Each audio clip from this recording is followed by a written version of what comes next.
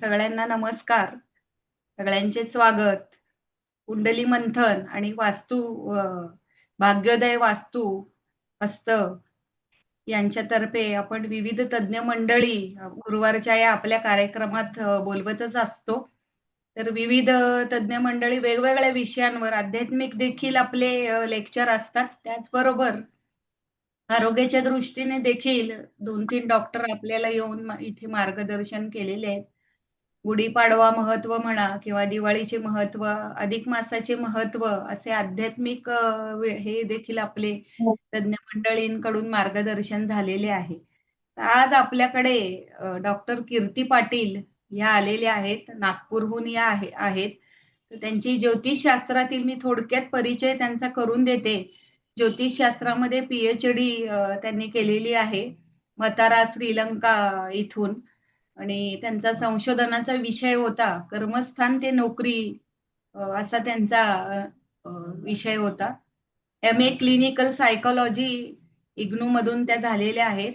Advance PG diploma in counselling psychology त्यांचे झालेले आहे. Tirpude college of social work Sadar Nagpur. त्याचबरोबर वास्तुशास्त्राची लाल बहादूर शास्त्री संस्कृत विद्यापीठ दिल्ली येथून वास्तुशास्त्राची पदवी त्यांनी घेतलेली आहे. संगीत रत्न परीक्षा त्या उत्तीर्ण आहेत. कुंडली विश्लेषण, ज्योतिष अध्यापन वर्ग, पूर्व समुपदेशन, विवाह समुपदेशन, सुयोग्य बाल संगोपन, योग्य पालकत्व, कुमारवयीन मुला-मुलींचे समुपदेशन यांच्यासारख्या विषयांवर आणि व्यवसाय मार्गदर्शन देखील त्या करतात. समूह मार्गदर्शन, समुपदेशन देखील त्या करतात. संगीत उपचार पद्धती विशेषत्वाने त्याचे मार्गदर्शक म्हणून त्या नियमितपणे घेत असतात. विविध शाळांमध्ये, महाविद्यालयांमध्ये, सामाजिक समूहामध्ये समुपदेशनासाठी त्या आमंत्रित असतात. विविध महिला संस्थांमध्ये कन्या भ्रूण हत्यास प्रतिबंध, स्त्रियांचे मानसिक आरोग्य इत्यादी सारख्या महत्त्वपूर्ण विषयांसंदर्भात त्यांनी व्याख्यान दिलेले आहेत. विविध मासिकांमध्ये देखील ज्योतिष विषयक संशोधनपर लेखन केलेले आहे. त्यांचे विषय आहेत मेंदूविकार, हृदयविकार, संगीत आणि ज्योतिष, माता आणि बालसंगोपन, महिलांचे मानसिक आरोग्य, कुमारवयीन मुलींचे समुपदेशन, संख्या कुंडली व लग्न कुंडलीद्वारे गर्भवती मातांचे आरोग्य मार्गदर्शन त्या करतात. त्याचबरोबर इग्नू या संस्थेतर्फे या संस्थेनुसार संस्थापक आणि अध्यक्ष ते आहेत. विद्यमान अध्यक्ष त्रिस्कंद अल्युमिनी अँड ॲस्ट्रॉलॉजिकल असोसिएशनच्या त्या आहेत. त्याचबरोबर विविध सामाजिक, आध्यात्मिक आणि कल्याणकारी संस्थांमध्ये देखील सक्रिय सहभाग त्यांचा असतो. भांडणामध्ये जोडप्यांच्या भांडणामध्ये मोफत विवाह समुपदेशन देखील त्या करतात. तर आज नक्षत्राविषयी माहिती आपल्याला ते देणार आहेत. तर मी कीर्तीताईंना विनंती करते की त्यांनी सुरू करा. धन्यवाद सुत्रावे ताई. नमो नमः. कुंडली मंथन आणि भाग्योदय ज्योतिष हस्तरेषा व वास्तू यांच्या संयुक्त विद्यमाने होणाऱ्या या उपक्रमाला मी खूप खूप शुभेच्छा देते आणि अभिनंदन करते की असा सुंदर उपक्रम जेणेकरून ज्ञानदान, ज्ञानवर्धन होत राहतं आणि सर्वांना विषय कानावर पडत जातात आणि ऍक्टिव्हेशन होत जातं. तर हा खूप सुंदर उपक्रम तुम्ही सुरू केलात, त्यासाठी अभिनंदन. रणनवरे सर, सुत्रावे ताई आणि टेक्निकल सपोर्ट असणारे अक्षय सर, तुम्हाला सर्वांना सस्नेह नमस्कार आणि उपस्थित सर्वच ज्योतिष अभ्यासकांना मी नमस्कार करते. त्याचप्रमाणे आज आपण इथे एकत्रित आलो आहोत आणि पावसाचा सगळीकडेच भर सुरूच आहे, तरीही आपल्याला काही तांत्रिक अडचणी येऊ शकतात, तर थोडंफार आपण त्यामध्ये सांभाळून घेऊया. तर आजचा विषय आहे की नक्षत्र विचार असा मी हेडिंग दिलं. तर नक्षत्र विचारामध्ये आपल्याला सर्वांना, म्हणजे मी बेसिक सांगणार नाही कारण आपण सर्व ज्योतिष अभ्यासक आहोत, त्यामुळे सर्वांना नक्षत्र काय आहे त्याबद्दल ढोबळमानाने माहिती आहे. पण त्याचा आपण थोडासा खोलात जाऊन जर विचार केला तर नक्षत्रीय फलादेश पद्धती किती सटीक होती, किती अचूकपणे निर्णय देण्यासाठी ती अंमलात आणली जात होती आणि आजही ती लोकप्रिय आहे. तर त्यामुळे रामायण, महाभारत काळांमध्ये नक्षत्रीय फलादेश किती छान कुठल्याही संसाधनांशिवाय दिले जात होते. आता तर आपल्याकडे कम्प्युटर आहे, आपल्याकडे वेगवेगळ्या ऍप्स आहेत. त्यावेळी काहीही नसताना ऋषीमुनींनी एवढे सुंदर शोध लावून आणि आपल्या शरीरावर म्हणजे प्रत्येक शास्त्र जे आहे ते मानवाच्या कल्याणासाठी निर्माण झालेलं आहे. आणि म्हणून याला आपण ब्रह्मविद्या म्हणतो, की ही विद्या खूप चांगल्या रीतीने सखोल ज्ञान घेऊन आणि मग प्रकटलं पाहिजे. अभ्यासोनी प्रकटावे म्हणतात तसं. पण आपण काही अजाण बालक म्हणतो नवीन शिकणाऱ्यांना, किंवा आपण स्वतःलाही अभ्यासक म्हणतो. तर चुका सगळ्यांकडनं होऊ शकतात, पण सतत त्यांनी मार्गक्रमण करत राहिलं तर आपल्याला निश्चितपणे या फलादेश पद्धतीचा आढावा घेता येतो. आपल्याला सर्वांना ठाऊक आहे, पंचांगाचं एक महत्वपूर्ण अंग म्हणजे नक्षत्र. पंचांगाची 5 अंगे आहेत: तिथी, वार, नक्षत्र, योग आणि करण. तर त्यामध्ये इतर 4 अंग जी आहेत त्यांचा मर्यादित प्रमाणात उपयोग होतो फलादेशासाठी, होत नाही असं नाही. परंतु नक्षत्राचा एक स्वतंत्र फलादेश पद्धती म्हणून जर उपयोग होऊ शकतो, तर त्याची व्याप्ती किती असेल, त्याचा विस्तार किती असेल हे आपण समजू शकतो. तर त्याप्रमाणे आपण यावर विचार करणार आहोत. तसा पूर्ण विचार किंवा पूर्ण मुद्दे घेणं एवढ्या कमी वेळात शक्य नाही, कारण यावर पुस्तकेची पुस्तकं लिहिली जातात. विविध संशोधनपर त्यामध्ये विविध विभाग असतात. आपण थोडा सारांश घेऊया. तर आता आपण बघतोय, जसं पंचांगाच्या 5 अंगांची 5 तत्व आहेत. तिथीचं जलतत्व आहे, वाराचं अग्नितत्व आहे, योगाचं आकाश तत्व आहे, कर्णाचं पृथ्वी तत्व आहे आणि नक्षत्राचं वायू तत्व आहे. तशा काही संशोधकांनी किंवा काही ऋषीमुनींनी संदर्भामध्ये आकाश तत्व सुद्धा म्हटलेलं आहे. कदाचित ते आकाशात स्थिर आहेत म्हणून की काय कळायला मार्ग नाही, पण प्रचलित मतांनुसार आपण नक्षत्राला वायू तत्व हेच योग्य मानू. तर अशा प्रकारे वायू तत्व असणारं हे नक्षत्र कशा प्रकारे परिणाम करतं, तर आता आपल्या जन्मापासून किंवा जन्माच्याही आधीपासून म्हणजे गर्भाधानाच्या विधीपासून तर मृत्यू उपरांत ज्या विधी असतात त्या क्रियांमध्ये सुद्धा नक्षत्रांचा मुहूर्तांसाठी किंवा अनुकूलतेसाठी उपयोग केला जातो. यावरून आपल्या जीवनाची परिक्रमाच या नक्षत्रांशी जोडलेली आहे असंही म्हटलं तर वावगं ठरणार नाही. त्यामुळे आता ह्या नक्षत्रांचे 3 समूह आहेत, आपल्याला ठाऊक आहे. ते केतू पासून बुधापर्यंत असं 3 वेळा येतात नवग्रहांचे आणि 9 त्रिक 27 होतात. म्हणजे पहिलं अश्विनी ते आश्लेषा, दुसरं मघा ते ज्येष्ठा आणि तिसरं म्हणजे मूळ पासून रेवतीपर्यंत. आणि तोच क्रम आहे केतू, शुक्र, रवी, चंद्र, मंगळ असा बुधापर्यंत. म्हणजे केतू, शुक्र, रवी, चंद्र, मंगळ, राहू, गुरु, शनी आणि मग बुध. तर यामध्ये त्यांचे थोडेसे विभाग केलेले आहेत, जे एका राशीमध्ये 9 चरण असतात. 2.25 नक्षत्रांची एक राशी म्हणून. तर यामध्ये आपण थोडंसं बघितलं तर तसं सगळ्यांना ठाऊक असतं, पण यावर विचार करत नाहीत म्हणून थोडासा उल्लेख करते, की रवीची नक्षत्र जी असतात ती नक्षत्र पहिलं चरण एका राशीत आणि इतर 3 चरण दुसऱ्या राशीत. त्याला आपण त्रिपाद नक्षत्र म्हणतो. त्यानंतर दुसरं आहे मग गुरुचं नक्षत्र. ते एका राशीत आधीचे 3 चरण आणि दुसऱ्या राशीत 1 चरण. त्यानंतर मंगळाचे आहेत ते 2 चरण एका राशीत आणि 2 चरण दुसऱ्या राशीत. अशा प्रकारे ते विभागले जातात आणि त्यामुळे त्याच्यामध्ये मिश्र स्वरूपाचे परिणाम दिसू शकतात. म्हणजे या राशीचे पण आणि त्या राशीचे पण गुणधर्म आणि चरण सुद्धा खूप महत्वपूर्ण असतात. कारण चरण म्हटलं तर काही आधुनिक पद्धतीनुसार किंवा नाडी ग्रंथांमध्ये त्याचे सुद्धा तत्व दिले आहेत. पहिलं, दुसरं, तिसरं, चौथं म्हणजे अग्नी, पृथ्वी, वायू आणि जल, जे नवमांशामध्ये आपल्याला आढळून येतं. तर आता ह्या नक्षत्रांमध्ये आपण बघतो की विविध प्रकारे जसं स्वभाव, गुण, वैशिष्ट्ये, नाडी, सर एक ती स्वभाव गुण आणि याची नाडी योनीची स्लाइड आहे ना, ती दाखवा. तर यांचे नक्षत्रांचे जे फलादेश असतात ते स्वभाव गुण या घटकांनी बनलेले आपण पंचांगामध्ये बघतो की त्यांचे कसे आपल्याला दिसून येतात स्वभाव, नाडी, योनी आणि गण, नक्षत्र देवता, तारे, आराध्य वृक्ष, दान, ह्या सगळ्या तिथे साईडला दिलेल्या कॉलम मध्ये असतात. तर आपल्यालाही ठाऊक आहे स्वभाव म्हणजे ते कसे उग्र, क्षिप्र, लघु, मिश्र, दारुण इत्यादी असे दिलेले असतात. तर त्यामध्ये त्यांचे फळ सुद्धा आपल्याला माहिती आहेत. म्हणजे सर्वांना जसं लघु आहे तर लघुचं अगदी लवकर संपणारं म्हणजे लवकर प्राप्त होणारं. थोडी मोठी करा, झूम करा सर.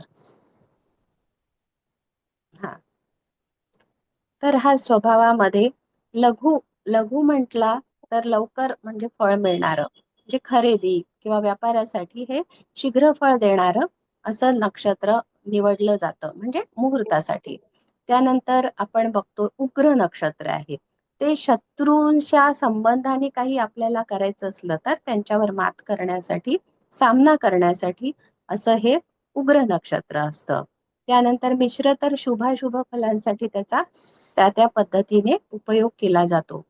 ध्रुव असतं तर ते स्थिर म्हणजे टिकून राहणारे, कायमस्वरूपी राहणारे जे कार्य असतात, जसं घर बांधलं तर ते टिकून राहावं किंवा मग मंदिर निर्माण केलं तर ते नेहमीसाठी टिकून राहावं पिढ्यानपिढ्या. अशा प्रकारे मृदू जे असतं ते म्हणजे भावना जिथे जुळलेल्या असतात त्यांच्यासाठी मृदू नक्षत्र उपयोगात आणलं जातं. म्हणजे विवाह आहे, मैत्री आहे, अशा भावनिक संबंधांसाठी. त्यानंतर आपण बघतो दारुण नक्षत्र किंवा तीक्ष्ण नक्षत्र, म्हणजे आपला एखादा आजार असेल, रोग असेल, त्याच्यावर थोडेसे कठोर उपचार करायचे आहेत. साधं इंजेक्शन म्हणा, तीक्ष्ण किंवा आपण म्हणतो ना की ते टोचायला लागतं. तर असे काही पण उपचार असतील किंवा त्यापेक्षा आणखी जास्त कठोर असतात शस्त्रक्रिया इत्यादी, त्यांच्यासाठी आपण यांचा उपयोग करायला हवा. हे दिलेलं आहे पण कळतं पण वळत नाही, अशा बऱ्याच वेळा स्थिती येतात. कारण मेडिकल सायन्स असतं आणि मेडिकल एमर्जन्सीच्या पुढे आपण ह्या सर्वांचा विचार करू शकत नाही. पण जर आपण प्लॅन केलेलं असेल तर मग आपण नक्कीच याचा विचार करायला हवा. तर अशा प्रकारे आणि चर नक्षत्र असतात, त्या चर नक्षत्रामध्ये प्रवास इत्यादी बघितला जातो की कशा प्रकारे आपण ह्या चर नक्षत्रात केलं तर व्यवस्थित प्रवास होऊ शकतो. त्या म्हणजे अशा प्रकारे आपण हे स्वभाव विशिष्ट म्हणजे दारुण असला तरी त्याचा चांगला सकारात्मक उपयोग कसा करायचा आणि प्रत्येक जी सृष्टीतली उत्पत्ती आहे किंवा प्रत्येक गोष्ट आहे त्याचा योग्य रीतीने उपयोग केला तर त्याचा परिणाम चांगला मिळू शकतो, सकारात्मक. हे याच्या मागचं कारण असावं. त्यानंतर आपण बघतो नाडी.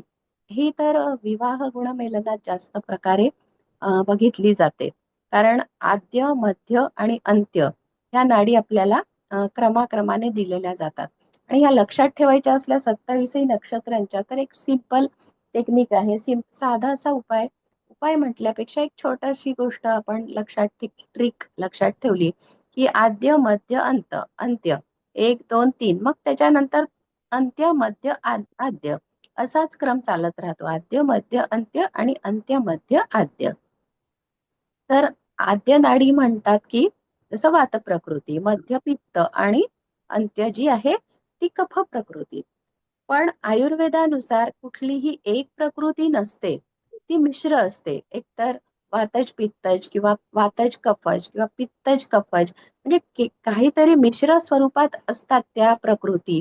फक्त याच्यामध्ये जे दिलेलं आहे ते म्हणजे आपल्याला त्या प्रकृतीचा जास्त अंमल राहील त्या व्यक्तीवर हे दाखवण्यासाठी हे त्यामध्ये दिलेलं आहे. मला याचा संदर्भ म्हणजे नाडी आणि प्रकृती याचा संदर्भ ज्योतिष ग्रंथात मिळालेला नाही, परंतु ब्रह्म यामल ग्रंथामध्ये तो श्लोक मिळाला. तो मी पाठवलेला आहे सर. तो श्लोक म्हणजे एका साईडला ही स्लाइड राहूच द्या, याच्यासोबत दुसरी स्लाइड देता येईल तर बघा. तो म्हणजे आद्य वातौ कफौच तो जो श्लोक आहे ना त्याप्रमाणे, म्हणजे आद्य नाडी वातासाठी ते दिलेलं आहे, त्याचा अर्थ दिलेला आहे. तर नंतर दिलीत तरी चालेल ती स्लाइड. तर ह्या प्रकारे नाडी आपल्याला एकच नाडी असेल तर त्या दोघांचा एकच प्रकृतीमुळे संतान प्राप्तीसाठी म्हणजे त्यामध्ये अडथळे येऊ शकतात, त्रास होऊ शकतो. आणि त्यातल्या त्यात मध्य नाडी जास्त निषिद्ध मानली आहे, कारण ती पित्त प्रकृती असते आणि पित्त प्रकृती आपल्याला सर्वांना ठाऊक आहे की किती त्यामध्ये उष्णता आणि हे म्हणजे त्याला कन्सिव्ह करायला खूप जास्त त्रास होऊ शकतो. किंवा पूर्वीच्या काळी म्हणजे आज आपण बघतो की मध्य नाडी जरी असली तरी संतती होऊ शकते असे उदाहरणं दिसतात. पण पूर्वीच्या काळी पुत्र संततीलाच केवळ संतती मानलं गेलं होतं आणि कन्या संततीला नव्हतं. त्यामुळे असा कदाचित त्यांनी स्पष्टीकरणाचा भाग ठेवला असेल.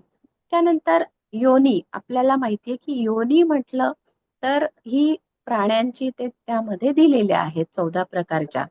पण तर ही योनी म्हणजे त्या प्राण्यांच्या वृत्तींशी आणि त्यांच्या अ, एकंदरीत स्वभावाशी अशा जोडल्या गेल्या आहेत. प्रतिकात्मक स्वरूपामध्ये योनी सांगितलेली आहे.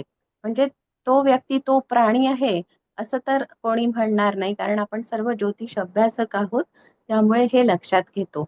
आणि त्यानंतर आहे मुख. तर मुखाचा उपयोग सुद्धा सर्वांना ठाऊक आहे की जसं आता सगळ्यात सोपं, अधोमुख नक्षत्र असेल तर विहीर खणणं, पाया खणणं, म्हणजे जमिनीच्या आतमध्ये जे काही खोदून करायचंय तर ते अधोमुख नक्षत्र.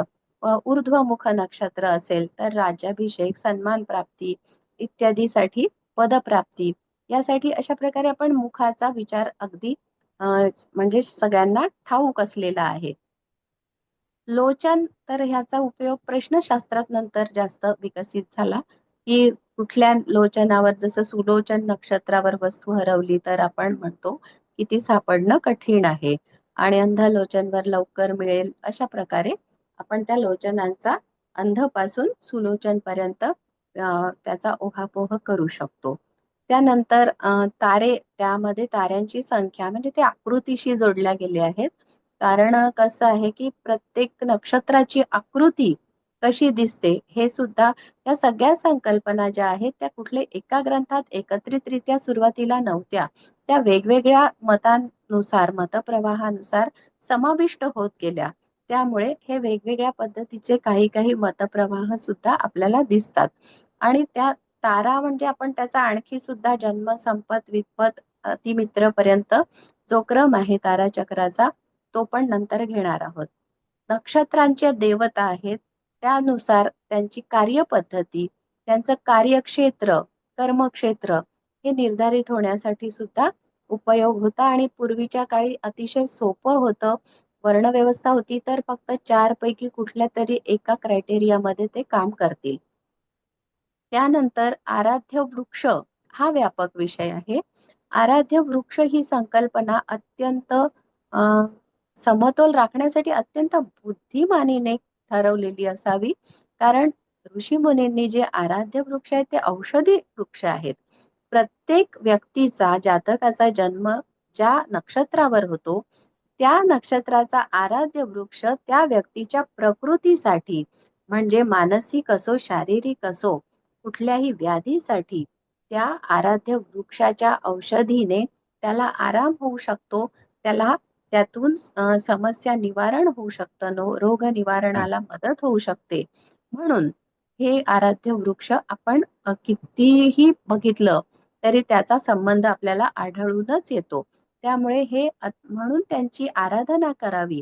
म्हणजे त्यांचा जसं खाण्यायोग्य असतील तर खाण्याच्या माध्यमातून, धारण करण्यायोग्य असतील धारण करण्यामधून, किंवा आराधना करण्यासाठी पूजनीय असतील तर आराधना आणि पूजन या माध्यमातून त्यांचं संवर्धन करायला सांगितलंय.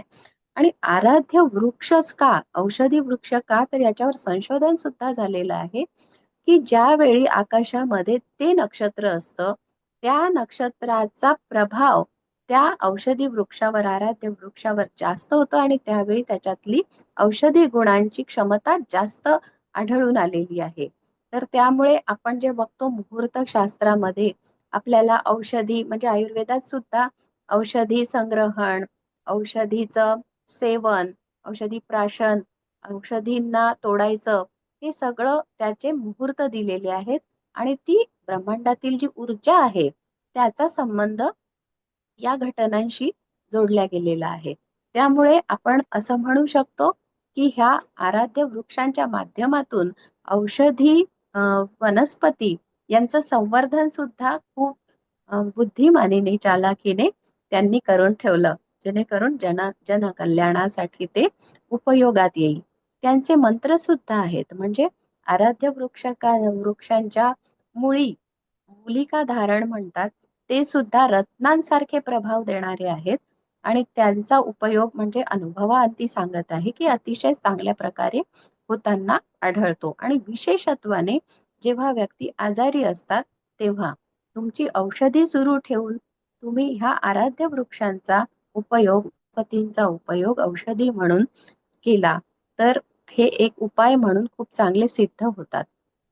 त्याबरोबरच त्यांचे मंत्र सुद्धा दिलेले आहेत देवतांचे. तर नक्षत्र देवतांचे मंत्र, काही बीज मंत्र, त्यांचा एक संगीत उपचार म्हणतो ना आपण, तशा पद्धतीने मानसिक शांततेसाठी खूप चांगला उपयोग होतो.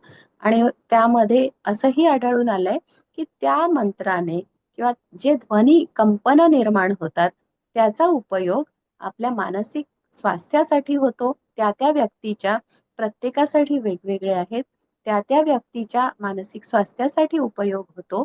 आणि जे कॉर्टिसॉल नावाचं हार्मोन रिलीज होत असतं ब्रेनमधून, मेंदूमधून, ते म्हणजे प्रवाहित होण्याचं प्रमाण 40% कमी होताना आढळून आलेलं आहे. असे अनेक प्रयोग झालेले आहेत आणि मी सुद्धा ते प्रयोग केलेले आहेत, म्हणून मी हे आवर्जून यावर भर देत असते.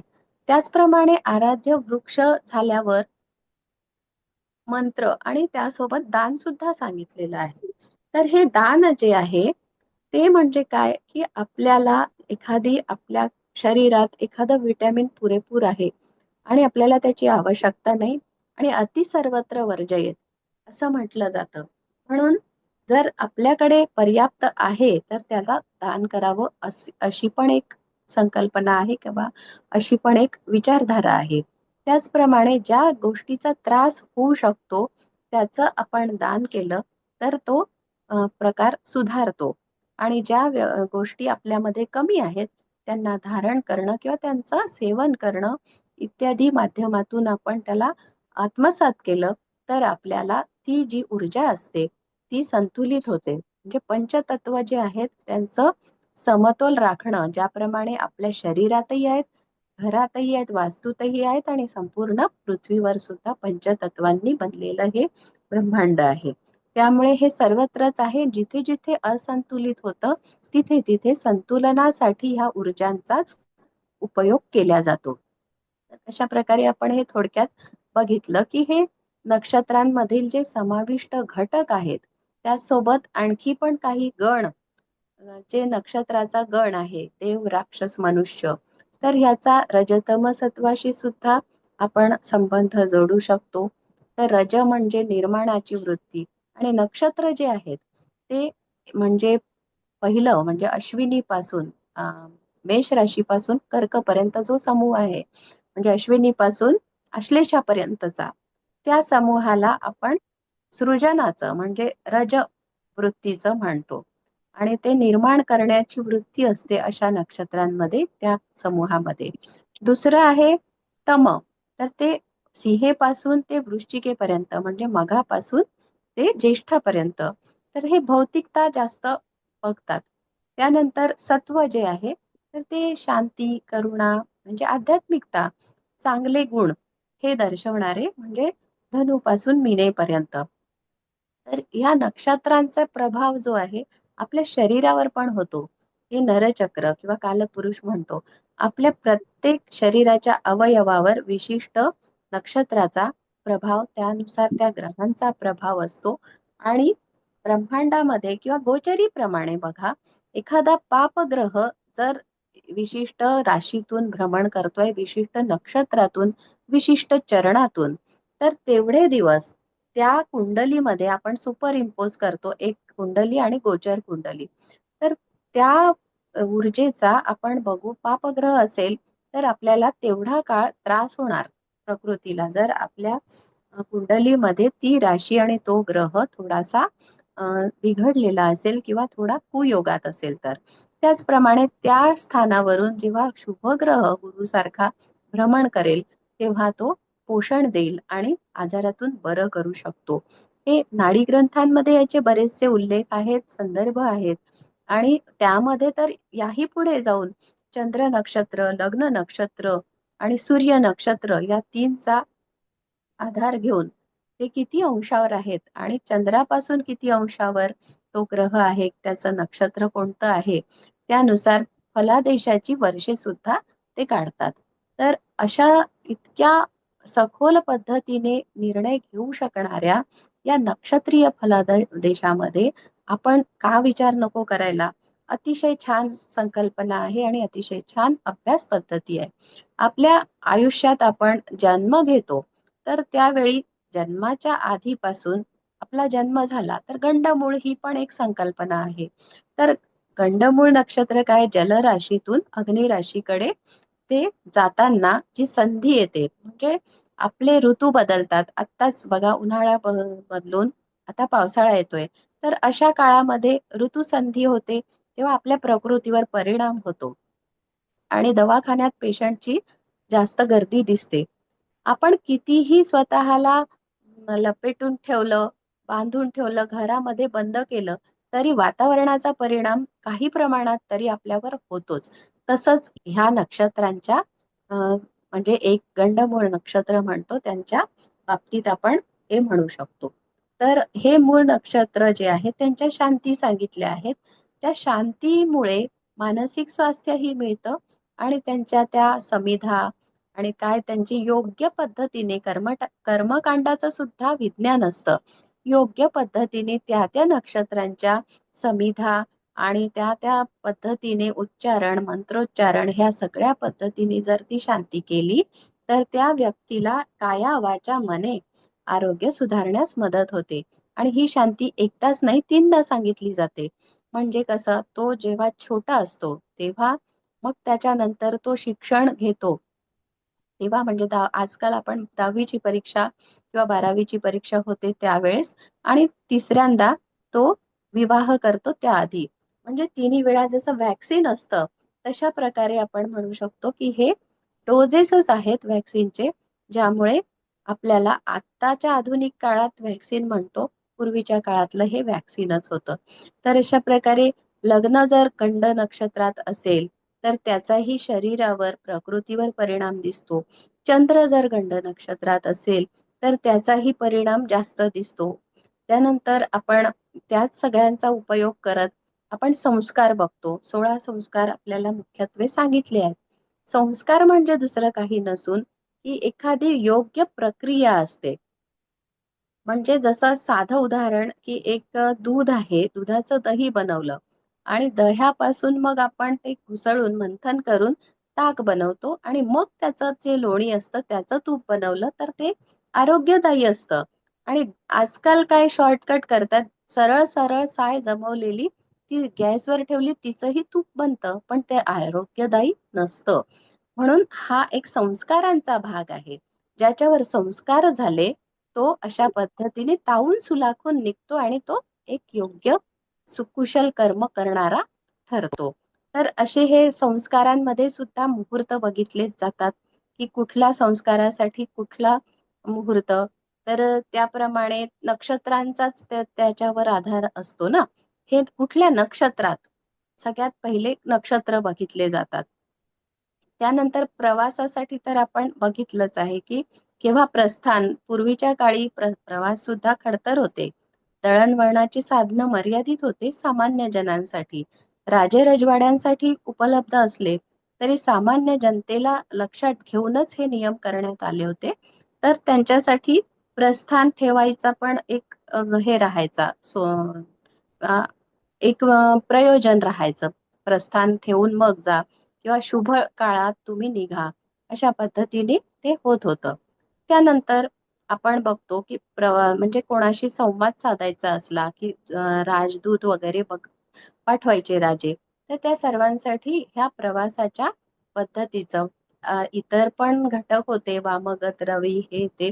पण आपण केवळ नक्षत्रांपुरतं मर्यादित राहून जरी विचार केला तरी त्याचे चांगले परिणाम मिळत होते.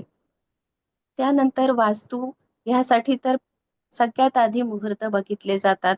त्यानंतर आपण एखादं पदग्रहण आहे किंवा ते टिकलं पाहिजे आणि चांगल्या रीतीने सन्मानित झाले पाहिजेत म्हणून आपण ते बघतो की जसं त्यासाठी आपण मुहूर्त आणि त्यासाठी नक्षत्र बेस असतो. इतर घटकही असतात, असं नाही की नाही. त्यानंतर आपण बघतो की एखादी कला आहे, कला किंवा क्रीडा आहे, एखादे कौशल्य गुण आहेत आपल्यामध्ये, त्या कौशल्यांचा उपयोग करून जेव्हा आपल्याला स्वतःला काही ज्ञान म्हणतात ते सुद्धा अर्जित करायचं असेल, विद्या अर्जन, यासाठी सुद्धा पाटीपूजन जे साऊथमध्ये केलं जातं, आपल्याकडे सुद्धा विद्यारंभाचा विधी असायचा. तर आजकाल तर तो जास्त मोठ्या प्रमाणात केला जातो की जेणेकरून त्यांना चांगली विद्या, आता स्पर्धेचं युग असल्यामुळे, प्राप्त झाली पाहिजे. त्यानंतर रोगाबद्दल तर आपण बघतोच की रोग केव्हा निर्माण झाला आणि रोगासाठी निवारण करण्यासाठी पण नक्षत्र, कुठली औषधी केव्हा घ्यावी आवाहन करून सांगितलंय, म्हणजे वृक्षांना तोडायचं पण नाही. त्यानंतर आपण विवाहासाठी तर मुहूर्त बघतोच आणि विवाह गुणमेलन केवळ मुहूर्त बघून नाही तर इतर पण बाबी बघितल्या जातात. म्हणजे वधूचं नक्षत्र वराच्या नक्षत्राच्या मागे नको युंजा इत्यादी असं त्याला म्हटलं जातं. तर हे खूप सारे विचार आहेत की जे नक्षत्राच्या आधारेच केले जात होते आणि त्यामुळे त्या पद्धतीने जर तेवढं रिस्ट्रिक्ट केलं, तेवढा मर्यादा ठेवून जर त्यांनी विचार केला तर त्यावर चांगले परिणाम सुद्धा प्राप्त होत होते. मृत्यूसाठी सुद्धा पंचक इत्यादी नक्षत्र आपण बघतो की कुठलं पंचक, कुठल्या याच्यामध्ये कुठल्या धनिष्ठापासून पंचकामध्ये जन्म कुठल्या आहे त्यानुसार त्या पद्धतीने त्याची विधी पण केली जाते. तीर्थयात्रेसाठी सुद्धा कुठले नक्षत्र आहेत, हे म्हणजे प्रत्येक, मी जीवनाची परिक्रमा सांगते की आपल्याला प्रत्येक टप्प्यावर आपल्याला हे नक्षत्र उपयोगात येतात. त्यानंतर तीर्थयात्रेनंतर मग आपल्याला एक बॅटलफील्डच आहे, कर्मक्षेत्र, म्हणजे आपल्याला रोजची लढाई लढायची आहे.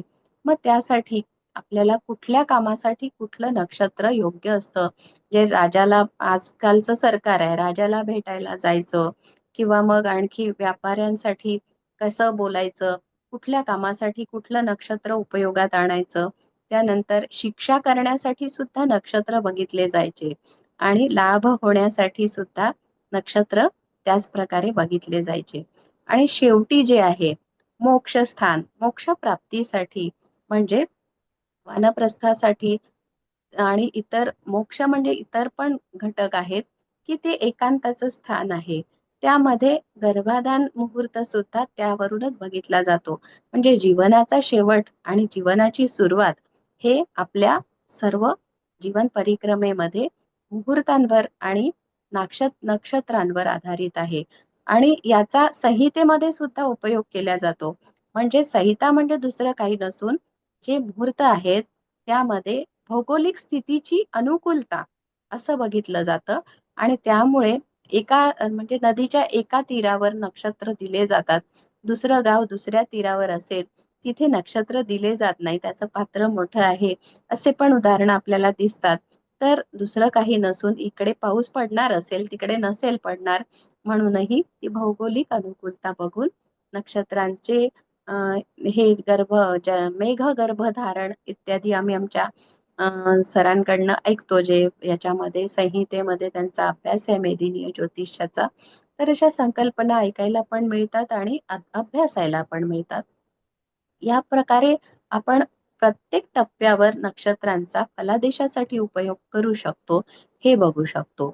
आता आपण हे तर बघितलं. याच्यामध्ये सर पुढची स्लाइड, याच्यामध्ये आपण प्रत्यक्ष एखादं उदाहरण घेऊया कुंडलीचं. वृश्चिक लग्नाची कुंडली द्या. तर ह्या कुंडलीमध्ये आपण बघू शकतो की हे वृश्चिक लग्न आहे आणि वृश्चिक लग्नामध्ये याचं थोडंसं वरती करा, यांचं लग्नाचं नक्षत्र ज्येष्ठ आहे. थोडं छोटं करा सर, ते नक्षत्र दिसतात आहे मग लोकांना. हा, थोडं आणखी. लग्नाचं नक्षत्र दिसतंय, मी सांगते तसं. हा, लग्नाचं नक्षत्र ज्येष्ठ आहे आणि चतुर्थ चरण. तर आपण ते म्हटलं की गंडमूळ नक्षत्र, तर ते आहे या व्यक्तीचं लग्नाचं. आणि ज्येष्ठा म्हणजे काय आपल्याला ठाऊक आहे. त्या नक्षत्राची आकृती काय आहे, एखाद्या छत्रीसारखी किंवा कुंडलासारखी कानातल्या. म्हणजे हे सगळं काय, शाही लक्षण आहे. आणि ह्या शाही लक्षणाला म्हणजे राजाचं लक्षण आहे किंवा अधिकार पदाचं लक्षण आहे. तर आणि हे जलतत्व, चतुर्थ चरण म्हटलं तर जलतत्व. आणि जलतत्वाच्या म्हणजे सामाजिक बांधिलकी असलेला आणि लोकांसाठी तळमळ असलेला व्यक्ती, ज्याला सहृदय असलेला म्हणतो आपण, ज्याचं हृदय समाजासाठी द्रवत असतं, अशा व्यक्तीची ही कुंडली आहे. याला गंडांत म्हणू शकतो अगदी परफेक्ट, कारण की चतुर्थ चरण आहे. आणि त्यानंतर ह्या व्यक्तीचं चंद्र बघा, तो तो आहे मूळ नक्षत्रातला. थोडस वर करा सर, दिसतंय मूळ नक्षत्र. हा, तो मूळ नक्षत्राचा आहे. ठीक आहे, पुन्हा खाली करा. तर म्हणजे हे गंड कुठे, लग्न आणि चंद्र ह्या दोन्ही मध्ये आलेलं. तर अशी व्यक्ती, आता सर पत्रिका सरळ करा. तर अशी व्यक्ती ज्यामध्ये आणि त्यांचा वृश्चिक राशीमध्ये बुध सुद्धा अनुराधा नक्षत्राचा आहे लग्नामध्ये. तर अशी व्यक्ती जी अतिशय म्हणजे वाक्पटू असतात आणि हे त्यांचे ज्ञान खूप असते.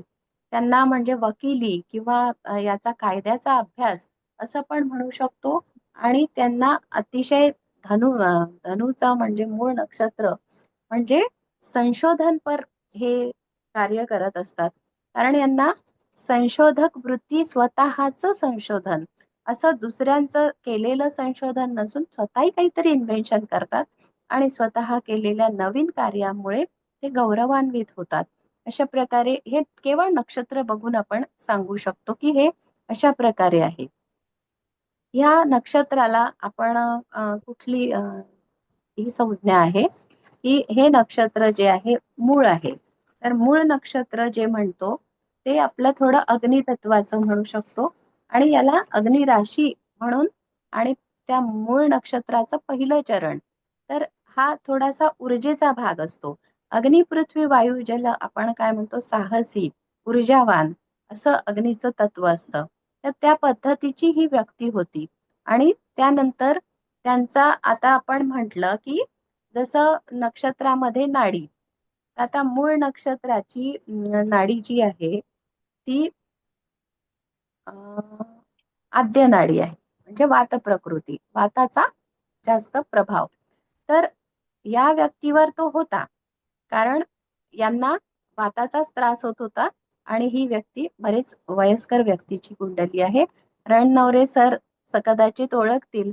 ते म्हणाले ना की मी ओळखत असतो तारीख वगैरे, तर कदाचित ओळखतील. आणि आपणही बघू शकतो की वयस्कर आणि कर्तबगार व्यक्तीची कुंडली आहे. तर आद्य नाडीचा प्रकोप जास्त होता, त्यामुळे त्यांना वाताचा त्रास झाला. त्यानंतर त्यांना त्यासोबतच राळेचा उपयोग त्यांच्याकडे होत होता, म्हणून त्यांचं आपोआप हिलिंग पण होत होतं. की राळ हे असतं ना, त्यांचा वृक्ष आहे, आराध्य वृक्ष. आणि आपण बघतो की राळेचा उपयोग जो आहे तो यांच्या म्हणजे जे रोग आहेत यांना, त्या रोगांना बरे करण्यासाठी नक्कीच होऊ शकतो. तर त्याच्यामुळे ह्यांची जी कुंडली आहे ती हे सांगते की राळ रक्तदाब नियंत्रण करते. तर रक्तदाब यांना अतिशय लहान म्हणजे 30-35व्या वर्षापासूनच होता. आणि त्यामुळे आपण बघू शकतो की ऋषी मुनींनी जी योजना करून ठेवलेली आहे ती किती सटीक पद्धतीने इथे दिसते. त्यानंतर आपण बघतो की यामध्ये आणखी एक संकल्पना जोडू इच्छिते मी की समजा आपला जो नक्षत्राचा आराध्य वृक्ष आहे किंवा जे नक्षत्र आहे त्याच्या मागचा म्हणजे आपला अतिमित्र असतो शेवटचा, तो अतिमित्र तो आहे सांबार वृक्ष, ज्येष्ठा नक्षत्राचा. आणि त्या सांबार वृक्षाचा हृदय रोगाच्या निवारणासाठी उपयोग होतो. या व्यक्तीला बायपास सर्जरी झाली होती नंतर.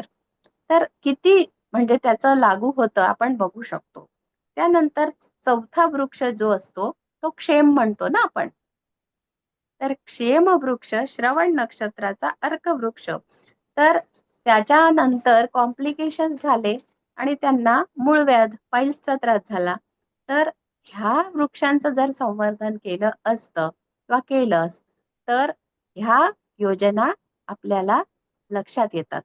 तर इतक्या सटीक पद्धतीने आरोग्यासाठी किती छान योजना दिलेली आहे. आणि यांच्या कुंडलीत, कारण आपण आत्ताच्या लोकांचं घेतलं तर तेवढं नाही, हे 60-70 वर्षाच्या वर ज्यांच्या आपल्याला अध्ययनात आलेल्या घटना माहिती आहेत तशा लोकांची आपण कुंडली घेऊ शकतो आणि त्याच्यानुसार आपण हे फलादेश देऊ शकतो की ह्या उपायांमध्ये हे करा. तेव्हा आपल्याला ही व्यक्ती संगीत नक्कीच ऐकत होती, तर त्यामुळे त्यांना आपोआपच प्रॉब्लेम कमी होत होता. पण शेवटी त्यांना वाताचा खूप त्रास झाला आणि त्यांना म्हणजे ज्येष्ठा नक्षत्राचं चतुर्थ चरण होतं, तर जनतेसाठी खूप त्यांच्या मनात कल्याणाची भावना होती. त्यामुळे ते सहृदय होते आणि आध्यात्मिक वृत्ती होती. त्यानंतर स्वास्थ्य म्हणजे अत्याधिक बौद्धिक कार्य केल्यामुळे तणावयुक्त होऊन चिंतामग्न होऊन थोडंसं खराब झालं होतं. आणि ज्येष्ठा नक्षत्रासारखेच ते अधिकार पदावर, मोठ्या अधिकार पदावर अनेक वर्षांपर्यंत राहिले. त्यानंतर त्यांना आद्य नाडी वात प्रकृती आहे, तर ती शेवटी वृद्धापकाळात त्यांना जॉईंट पेन खूप जास्त प्रमाणात झालं आणि रक्तदाब इत्यादी त्याचे म्हणजे मल्टी ऑर्गन फेल्युअर म्हणतो ना, आणि नैसर्गिकच मृत्यू झाला त्यांचा. पण या उदाहरणाला मी सलाम करते आपल्या ऋषी मुनींना की त्यांच्यामुळे आपल्याला हे लक्षात आलं आणि हे आपण एक उदाहरण म्हणून देऊ शकतो. तर अशा प्रकारे आपण विविध कुंडल्यांमध्ये बघू शकतो. मी स्वतः म्हणजे प्रत्यक्ष अनुभव जो घेतलाय तो कसा की परिवारातल्या सदस्यांना किंवा मैत्रिणींना, मित्र परिवारामध्ये, आप्तेष्टांमध्ये जसे भरणी नक्षत्र इझिली अवेलेबल आवळा असतो.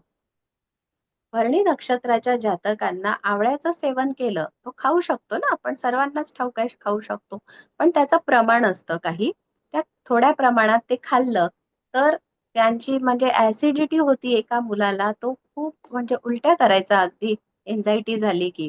पण त्याला 40 दिवस आवळा सुपारी, आवळा कॅप्सूल असं काहीतरी खा म्हटलं कमी प्रमाणात, तर त्याचा तो त्रास आजता गायत संपलेला आहे. त्यानंतर चित्रा नक्षत्राला बेलाचा मुरब्बा सांगितला किंवा बेलाचं शरबत, तर ते सुद्धा खूप छान पद्धतीने कफ होता आणि कफ खोकला काही कमी होत नव्हता. आणि औषधांसोबतच हे घ्या असं म्हटलं, कारण आपण खाण्याचा सल्ला देऊ शकत नाही, आपण डॉक्टर नसल्यामुळे. तर तज्ज्ञांना विचारलं तर ते म्हणाले आयुर्वेदिक की ते घेऊ शकता, त्याचा उपयोग होतो. आणि त्यांना खरोखरच जेव्हा खूप दिवस खोकला बसला नाही आणि मग त्यांचं चित्रा नक्षत्र होतं, त्यांना बेलाचा मुरब्बा खाल्ल्यानंतर पटकन आराम झाला. असे स्वाती नक्षत्राचा अर्जुन वृक्ष आहे. अर्जुन सालची पावडर कायम सोबत ठेवा म्हणून एका काकूंना सांगितलं, त्यांनी लक्ष दिलं नाही. मग त्यांना काही वर्षांनी, 8-10 वर्षांनी जो त्रास झाला तो अतिशय जास्त झाला आणि नंतर त्यांनी सुरू केलं. नंतरही सुरू केलं, वेळ म्हणजे वेळ पुष्कळ झाल्यावर, तरीही त्यांना त्याचा पहिलेपेक्षा आराम होत होता. म्हणजे असे अनेक वृक्ष आहेत, अनेक म्हणजे असे आराध्य वृक्षांचे उपयोग आहेत. पिंपळाचा उपयोग सुद्धा मी, पिंपळाची कोवळी पानं असतात ना, त्या कोवळ्या पानांमध्ये भात, गरम भात असा ठेवून, विड्याच्या पानासारखा ठेवून 10-15 मिनिटं ठेवून त्यांचा उपयोग करायला सांगितला आणि तो पुष्य नक्षत्रासाठी अतिशय चांगला रामबाण उपाय राहिला. तसे माझे काही प्रत्यक्ष अनुभव आवर्जून सांगितले, जेणेकरून त्यावर सुद्धा आपल्या लोकांना विचार करता येईल. आणि त्यानंतर आपण असं बघू शकतो, सर शेवटची स्लाइड लावा, ही दुसरी कुंडली कदाचित उशीर होईल आपल्याला. तर अशा प्रकारे मी हे आपल्या अनुभवातून केलेले काही अध्ययनाचे मुद्दे होते. तर आपण हे बघू शकतो की पृथ्वीच्या सर्वात जवळ मनाचा कारक चंद्र आहे आणि म्हणूनच प्रामुख्याने चंद्राचं नक्षत्र आणि त्याच्या महादशा बघितल्या जातात. कारण मनावर परिणाम करणारं सगळ्यात जास्त शारीरिक स्वास्थ्यासाठी औषधींचा उपयोग, रोग विचार हे सुद्धा आपण बघितलं आहे. सूर्य नक्षत्र आमच्या जीवनाचं उद्देश दाखवतो. म्हणजे सूर्य ज्या नक्षत्रात आहे, ह्या जातकांचा सूर्य हा स्वाती नक्षत्रामध्ये आहे. हे अतिशय धडाडीचे आणि त्याप्रमाणेच कार्य करणारे होते, कधी थांबणारे नव्हते. तर त्यामुळे आपल्या जीवनाचा उद्देश दर्शवतं. लग्नेश जे असतं, लग्नाचं नक्षत्र आपली जी प्रकृती असते, स्वास्थ्य त्याचं स्वरूपाचं दर्शन देतं आणि हे 4 चरण आहेत ते धर्म, अर्थ, काम आणि मोक्ष अशा स्वरूपाचे असतात. त्यामुळे समस्त जीवन ही परिक्रमा जी आहे ती महत्वपूर्ण टप्प्यांवर नक्षत्र प्रभावित करतात आणि आचार्य वराह मिहिरांनी म्हटलेलं आहे की ज्योतिषशास्त्र ही एक नाव आहे. त्याच्यामध्ये बसून आपण ह्या जीवनाचा भवसागर पार करण्यासाठी मार्ग सुकर करू शकतो. आणि हे लक्षात ठेवून आपण नक्षत्रांचं अध्ययन केलं तर केवळ नक्षत्रावरूनही सूक्ष्म अध्ययन सटीक फलादेश देण्यासाठी सहाय्यकारी सिद्ध होऊ शकतं. हे आता आपण बघा आणि मला ऐकून घेतलं त्याबद्दल मी आपणा सर्वांचे आभार मानते. कोणाला काही प्रश्न असतील तर नक्कीच विचारू शकता. धन्यवाद मॅडम.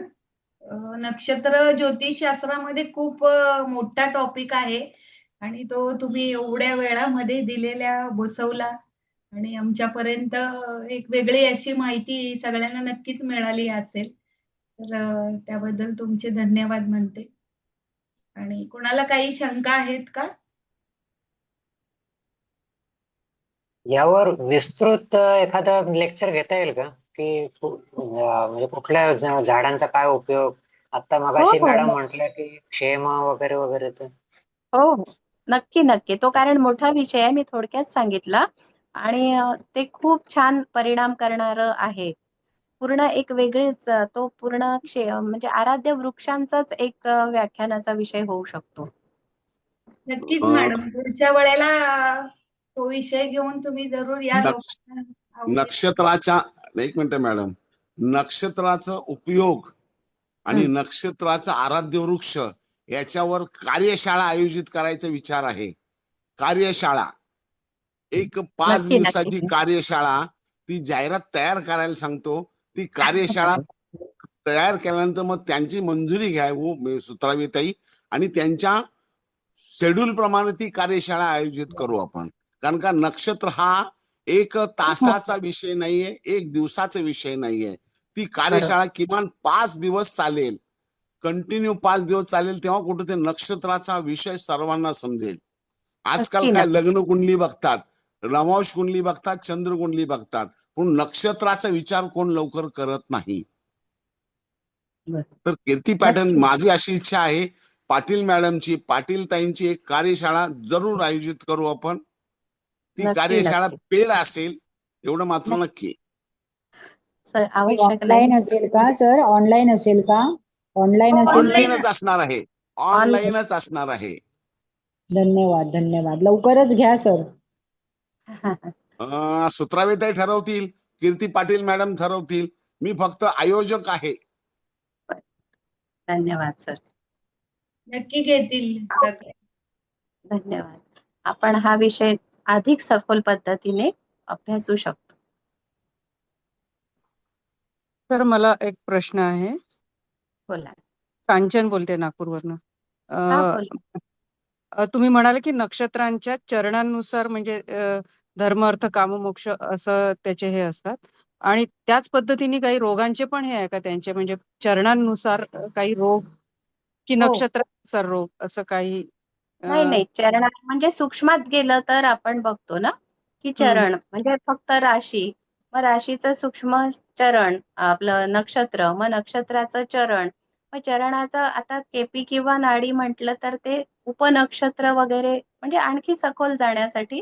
आणि आपल्याला नरचक्र जे म्हणतो ना त्याच्यामध्ये आपल्याला कालपुरुष कुंडलीची पूर्ण त्याच्यामध्ये प्रत्येक बिंदूला कुठले अवयव आहेत मानवाचे त्यावर काय परिणाम होतात हे पण आपल्याला काढता येतं.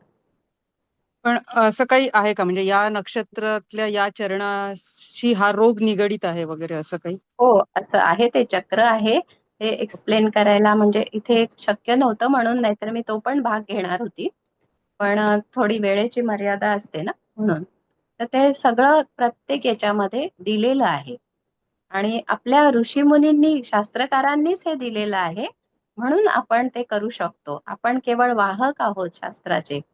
फक्त आपल्याला स्वतःचा विचार करून ते आकलन झाल्यावर स्पष्ट करता आलं तर आपण इतरांना पण लाभान्वित करू शकतो. ठीक आहे मॅडम. एवढा धन्यवाद. डिटेल अभ्यास कोणी करत नाही, खरं सांगू का? कारण आता आजकाल ना वरवरचा अभ्यास करायचा आणि एखादं ज्योतिष होऊन कसं पैसे कमवायचा असे मार्ग शोधतात. पण असं आपल्या पूर्वजांनी सगळ्या या गोष्टी आधीच आपल्या पुढे मांडून ठेवलेल्या आहेत. आपल्याला रेडीमेड नॉलेज दिलेलं आहे. फक्त ते हो. लोकांवर आणायचं काम आपण करतो. पण तिथे पण ना हा. ते कलियुगाचा प्रभाव आपल्याला पाहायला मिळतो. हे थोडंसं चिंताजनक आहे. ठीक आहे ना. सुत्रावेताई, पाटील ताईंशी बोलणं करून घ्या, त्यांच्या तारखा घ्या आणि 3 दिवसाची कार्यशाळा ठेवा आणि ते फक्त त्यांच्या शेड्यूल प्रमाणे ठेवा.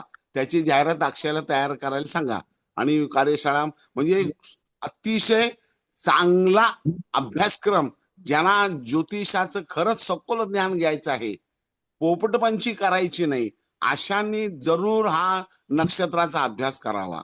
हो, येतोय विचार. चित्राचे जे वृक्षचे उपाय सांगितले ना, तर ते आवळा वगैरे तर आपण खाऊ शकतो, पण ज्या वृक्षांचे आपण खाऊ नाही शकत त्यांचे उपाय, त्यांची छाल जवळ ठेवायची असं काहीतरी मी ऐकलंय पहिलं. ते मी तसं असतं का? पूर्वीच उल्लेख केला ना की जे खाण्यायोग्य आहेत त्यांचाच आपण खाण्यासाठी उपयोग करू शकतो. हा हा जे धारण करण्यायोग्य आहेत त्यांचं धारण करण्यासाठी, आणि जे आराधना किंवा पूजन करण्यायोग्य आहेत त्यांचं पूजन, मंत्र म्हणजे मणी मंत्र औषधी असं जे दिलं आहे ना त्या माध्यमातून आपण हे करू शकतो. पूजनसाठी ते कुठे भेटतात, म्हणजे ते वृक्षाचे काय मिळतात वृक्षाचे वगैरे हा. मिळतात जडी ते हा पूजन करायचं? आयुर्वेदिक जडीबुटीच्या दुकानात मिळतात. किंवा मग आपल्याला हा जर तसे वृक्ष असतील, नक्षत्रवन असेल, तर ती विधी हा पण मी सांगते की तुम्ही आवाहन करा आधी, त्यानंतर हा दुसऱ्या दिवशी जाऊन त्याला प्रार्थना हा करून की माझ्या कल्याणासाठी मला तुझ्या मुळीची आवश्यकता आहे आणि मला ती दे कृपा करून, त्याला नमस्कार करून त्याची मुळी काढायची, तेव्हा त्याचा उपयोग आपल्याला चांगल्या रीतीने होतो. असं बरेचसे मुद्दे आहेत जे आपण अगदी छोट्या वेळात सांगू शकत हो नाही. हो हो खूप चांगला प्रश्न विचारलात तुम्ही, कारण योग्य रीतीने झालं तरच ते त्याचं चांगलं प्रॉब्लेम सॉल्व्ह होतो आणि फळ मिळतं. थँक्यू. धन्यवाद.